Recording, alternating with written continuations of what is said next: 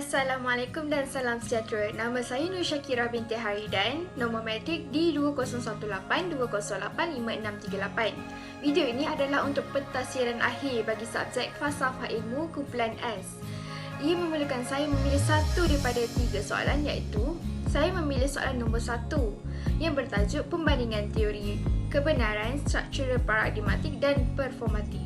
Video ini mengandungi 4 bahagian, iaitu pengenalan, penghujahan, perbandingan dan refleksi peribadi.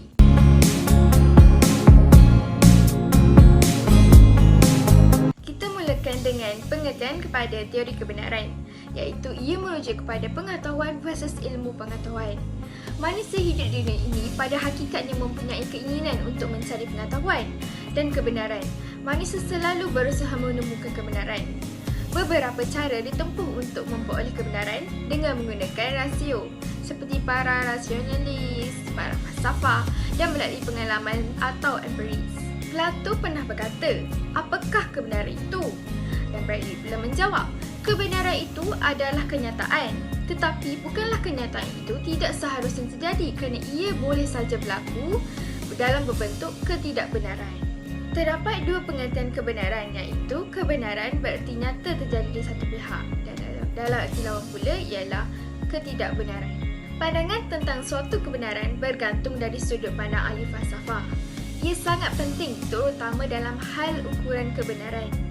Ahli falsafah memiliki perbezaan dalam mendefinisikan kebenaran kerana usaha untuk memberikan definisi kebenaran mengalami banyak kesulitan.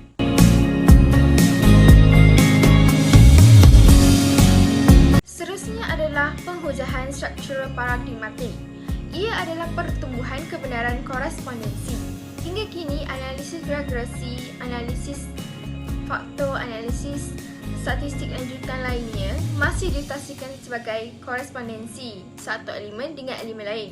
Sedangkan keseluruhan sistem hubungan struktur harus ditafsirkan kerana ia dapat memberikan penjelasan atau kesimpulan yang lebih komprehensif.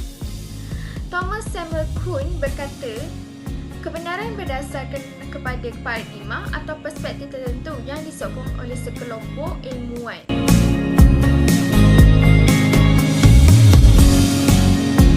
Bagi kebenaran performatif pula, pemikiran manusia menyatukan segala sesuatu dalam pandangan aktual dan menyatukan apapun yang ada di belakangnya. Baik orang yang mempraktikan mahupun ahli falsafah, mereka mementingkan kebenaran pandangan yang sebenarnya. Sesuatu menjadi benar apabila ia dapat diaktualisasikan dalam tindakan. Walau bagaimanapun, ahli falsafah menentang teori klasik bahawa benar dan salah adalah ungkapan yang hanya menyatakan sesuatu atau deskriptif, yang bermaksud kebenaran diputuskan oleh pemegang autoriti tertentu. Ia membawa kepada kehidupan sosial yang rukun, berperaturan, tertib dan stabil.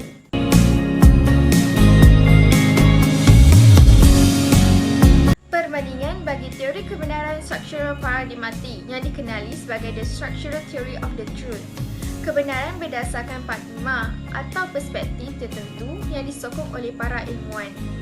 Terdapat ciri-ciri teori, iaitu modernisme versus pasca modernisme dalam ilmu sosial dan etika. Terdapat 3 golongan, iaitu golongan pertama relativisme, golongan kedua al-adliyah, iaitu saya tidak tahu, golongan ketiga al-inadiyah, iaitu degil, tidak mahu menerima kebenaran. Dari sini kita dapat lihat bahawa agama Islam menerima kebenaran ilmu dan menolak keraguan. Selain itu, ia juga mempercayai rangkaian fenomena atau realiti yang berdasarkan kelompok tertentu dan diterima a priori. Terdapat kebaikan bagi struktural paradigmatik ini, iaitu ia menunjukkan keanekaragaman individu dalam penerapan nilai-nilai bersama yang boleh membawa kepada fungsi-fungsi ilmu pengetahuan. Ia membawa kepada perluasan pengetahuan mengenai fakta-fakta tertentu. Dan kelemahan pula, ia adalah pengujian suatu paradigma terjadi apabila adanya kegagalan berterusan dalam menyelesaikan masalah yang menyebabkan krisis. Ia memerlukan penyusunan semula, andaian sebelumnya dan penilaian semula fakta sebelumnya yang membuktikan bahawa ia sukar untuk diselidiki dan memakan masa. Contoh bagi struktural parematik ialah Kuhn menegaskan bahawa sains sentiasa mendekati kebenaran, tapi pada akhirnya ia menegaskan bahawa sains seperti kehidupan di bumi, yang di mana ia tidak berkembang ke arah apa-apa, tetapi ia hanya menjauh dari sesuatu. Contohnya, setahun pada umumnya ada 365 hari. Tapi ia bukan sekadar perhitungan hari dalam setahun, tetapi ia berkait dengan putaran bumi dan lainnya.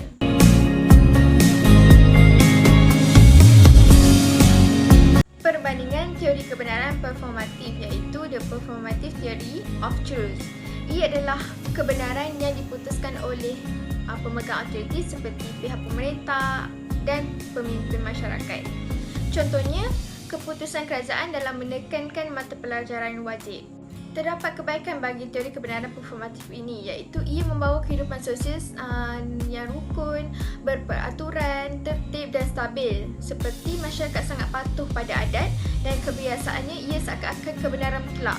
Mereka tidak berani melanggar keputusan pemimpin adat dan tidak terbiasa menggunakan rasa seperti mencari kebenaran. Kelemahan pula ialah ia tidak mendidik anggota masyarakat berfikir secara kritis dan rasional. Contohnya, masyarakat menjadi kurang inisiatif dan inovatif kerana mereka terbiasa mengikut kebenaran daripada pemegang autoriti. Contohnya, menjadi pendidik mestilah memahami perbezaan setiap pelajar kerana setiap pelajar tidak mempunyai persamaan. Mereka mesti mempunyai perbezaan seperti personaliti mereka, cara belajar dan sebagainya. Jadi, standard yang ditetapkan di sini adalah untuk memahami perbezaan yang ada pada setiap pelajar.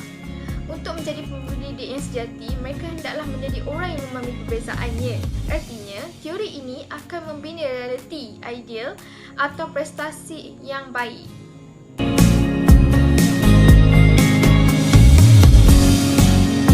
Akhir sekali ialah refleksi peribadi. Melalui video ini, saya terdapat beberapa kesukaran yang saya hadapi, iaitu saya memerlukan pemahaman yang sangat tinggi bagi memahami teori kebenaran ini, terutamanya tentang struktural parematik dan performatif.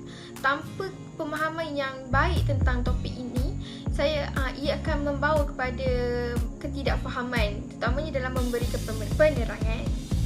Jadi daripada video ini saya memperolehi banyak pengetahuan dan maklumat seperti mengetahui pendapat-pendapat serta pemikiran-pemikiran ahli falsafah. Saya juga dapat mengaplikasikan teori ini dalam kehidupan saya, terutamanya sebagai bakal guru. Sekian, terima kasih.